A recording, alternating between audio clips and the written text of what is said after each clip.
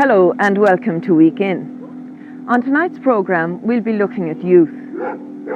We may laugh at the old-fashioned idea that young people should be seen and not heard, but the same thing holds true today in a different way.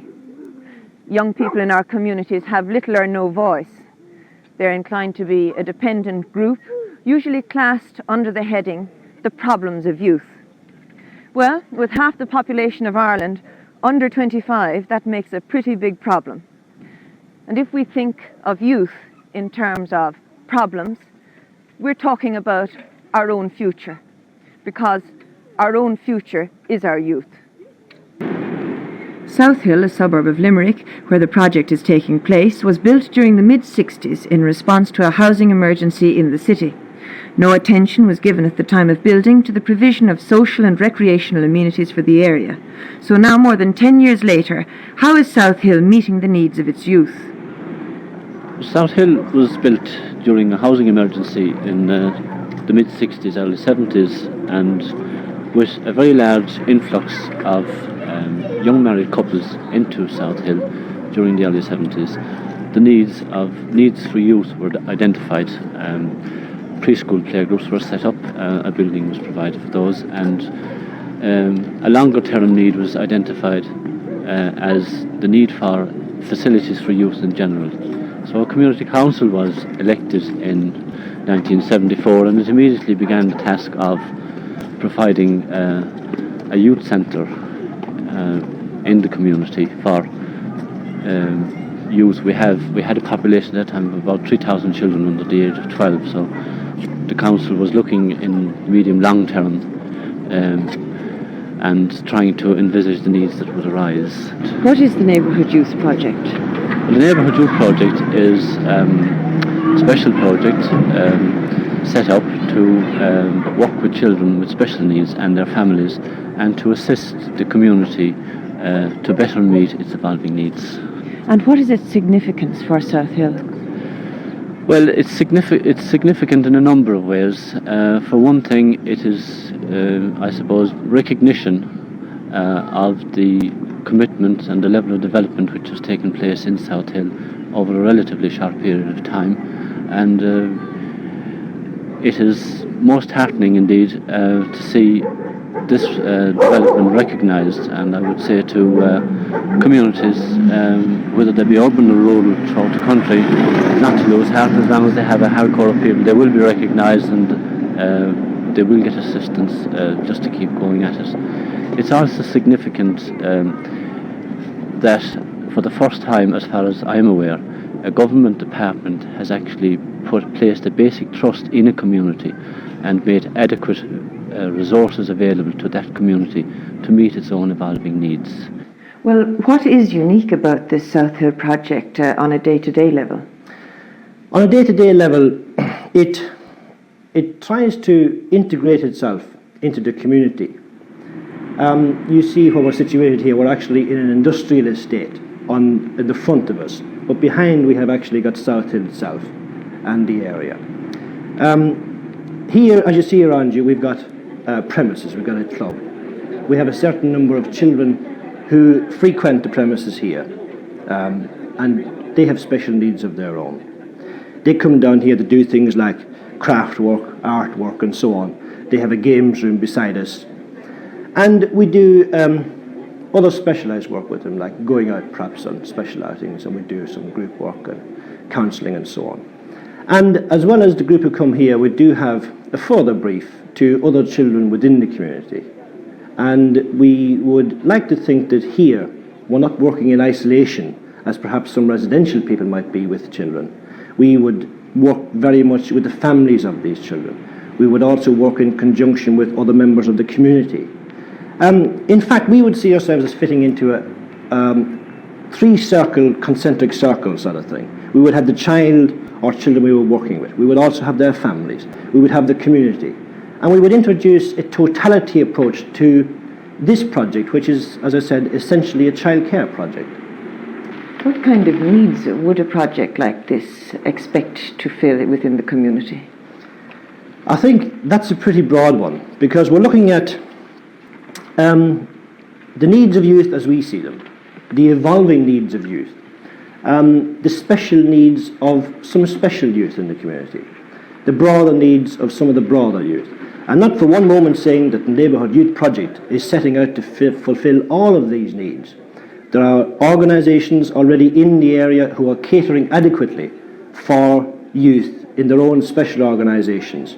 We would come in to try and supplement some of the efforts already being made. And in some cases, we would offer specialised assistance. How should the community deal with its so-called delinquent youth? Yeah, well, I'm glad you mentioned so-called delinquent, because many pages and books have been written about delinquency. And I can't honestly say that I've ever come across a precise definition of what delinquency is, or in fact what precisely contributes to it. I'm not inclined to brand anybody, in fact, as a delinquent.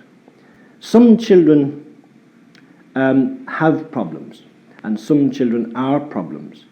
What we're really saying is that children have differing needs.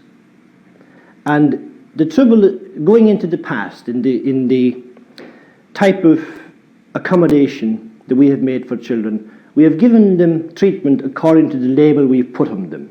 If they're deprived, we put them into this type of situation. If they're delinquent, we put them into that type of situation. If you are hugely delinquent, you perhaps go to lock and house or something like that. But in our situation, we take the child, and the child with his family, and the family with the community. And we find that you don't necessarily have to label anybody at all. You take the child as you find him with his own particular needs in conjunction with the siblings in the family, the parents in the family, and the community, and indeed the other organisations, and his school and so on. And when you don't have to label anybody, you try and fill the needs of the child as you find them. And they are as different as the number of children you talk to and deal with. What is special about this project within the community?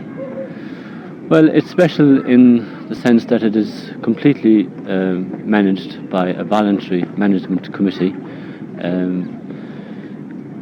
the majority of whom come from the community, 4 of them from the community council, 1 from the youth club, and the other members from Midwestern Health Board and so on, schools board, local authority and so forth.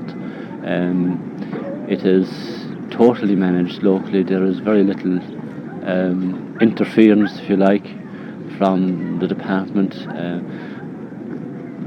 The management and staff are free to formulate the policy to meet the needs as they see them. Is there potential for future development in relation to developing needs? Oh yes, very much so. I think we are very much aware of the fact that the Neighbourhood Youth Project is not an end in itself, and having recognised that, we are now negotiating with both ANCO and Shannon Development in the area of creating employment opportunities for our young people and indeed for people in general in the community. So there is indeed great potential for further development in the community.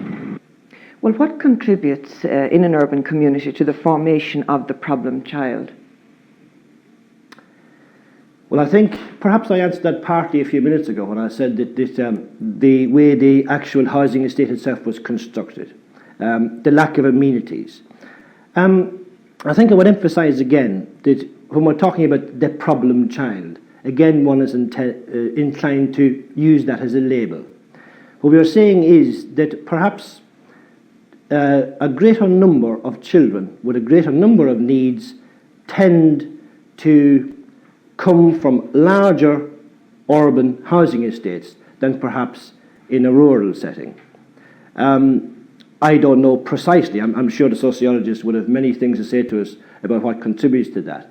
I would suggest that it isn't simply the environment, it isn't simply the family, it isn't simply the individual children. And this is why, as I've already said, our own approach must be multidimensional, because no particular factor in itself contributes to allowing a child to follow a problematic road. Who takes the final responsibility for the welfare of the youth of the community? Yeah.